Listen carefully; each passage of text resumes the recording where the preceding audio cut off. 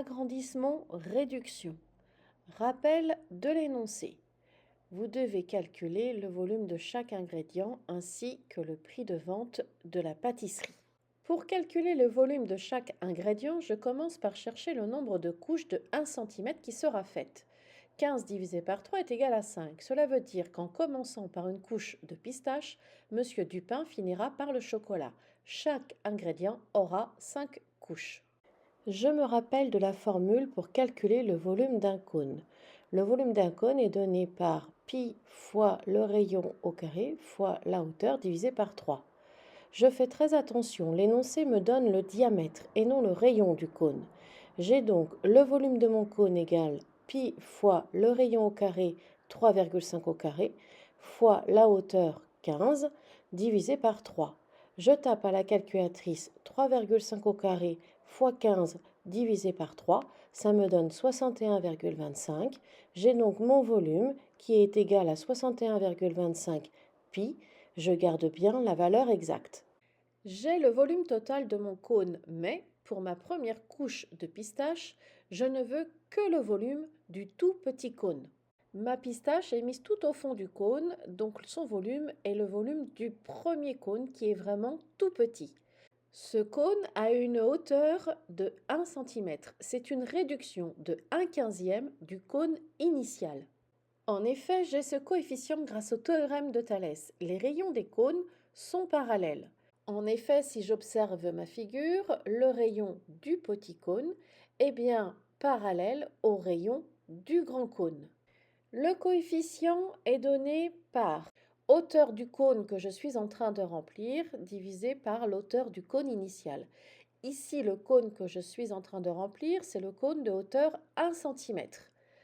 Et le cône initial a pour hauteur 15 cm. J'ai donc la hauteur de mon petit cône divisé par la hauteur de mon grand cône qui me donne mon rapport de réduction entre mes deux cônes. J'ai donc le volume de mon cône de hauteur 1 cm qui sera égal au volume de mon cône initial multiplié par mon coefficient de réduction au cube.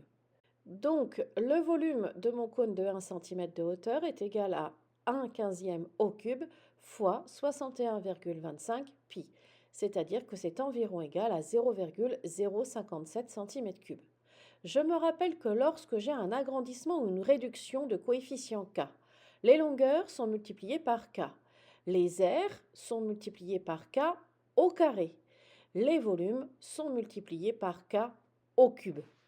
Le cône 2, qui est le premier étage de biscuit au macaron, a une hauteur de 2 cm. Son coefficient de réduction est donc de 2/15. Pour calculer son volume, je fais 2/15 au cube fois le volume initial, donc 2/15 au cube fois 61,25 pi. Mais le bas du cône est déjà rempli de pistaches. Je dois penser à retirer ce volume déjà occupé. Pour calculer le volume de macaron, je fais 2/15 au cube fois 61,25 pi moins 1/15 au cube fois 61,25 pi. En effet, le cône numéro 2 a déjà son petit bout du cône numéro 1 rempli de pistaches. Donc il faut que je retire ce volume-là au volume du cône numéro 2. Donc le volume de macaron est d'environ 0,4 cm3. Pour le chocolat, je procède de la même façon. J'ai un coefficient de réduction de 3/15 pour le cône de hauteur 3 cm. Son volume est donc de 3/15 au cube fois 61,25 pi. Mais je dois retirer le volume déjà occupé par la pistache et les macarons. Donc je fais 3/15 au cube fois 61,25 pi moins 2/15 au cube fois 61,25 pi.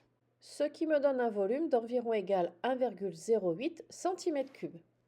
Mettez pause pour bien comprendre le mécanisme de calcul permettant d'obtenir le volume de chaque cône que l'on remplit au fur et à mesure.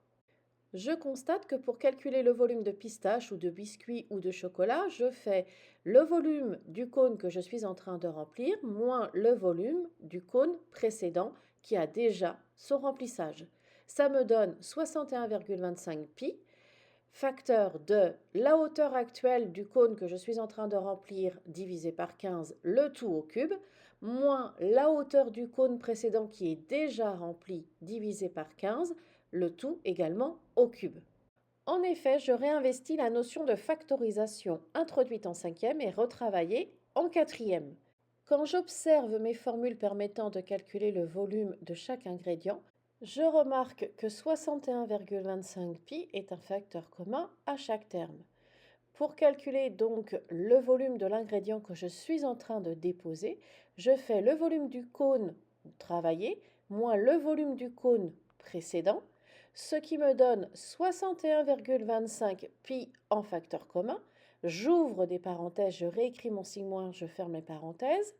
Mon premier terme dans mes parenthèses sera le coefficient de réduction du cône travaillé au cube, donc c'est la hauteur actuelle sur 15 au cube. Je n'oublie pas le cube et mes parenthèses, moins la hauteur précédente sur 15 au cube, tout en n'oubliant pas de mettre des parenthèses. J'applique successivement ces formules pour la deuxième couche de pistache, biscuit, chocolat, troisième couche de pistache, biscuit, chocolat, quatrième couche de pistache, biscuit, chocolat et cinquième couche de pistache, biscuit, chocolat. Je n'ai plus qu'à tout additionner pour trouver le volume de chaque ingrédient. Je me rappelle que 1 décimètre cube égale 1 litre. Je convertis donc tous mes volumes en litres. Je vais donc trouver que pour la pistache, je vais avoir un coût de 1,92 €, que pour les biscuits au macaron, j'ai un coût de 3 € environ, et que pour le chocolat, je vais avoir un coût de 6,29 € environ. Le coût total de la pâtisserie sera de 11,21 €, mais comme il doit la vendre 2,5 fois plus cher, ce sera 28,03 €.